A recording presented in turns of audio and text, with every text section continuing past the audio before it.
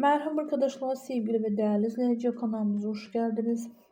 Bugün sizlere Ezgi Yağız'dan muhteşem bir paylaşımlarla karşınızdayız. Umarım videomuzu beğenirsiniz. Ezgi Yağız'ın yeni bir reklam çekiminden olan yeni görüntülerin devamlı gelmesini istiyorsanız da kanalımıza abone olmayı ve beğeni yapıp bol bol yorum kısmında yazmayı unutmayın. Buyurun videomuzu izlemede kalın. Hoşça kalın arkadaşlar. Bizden bu kadar.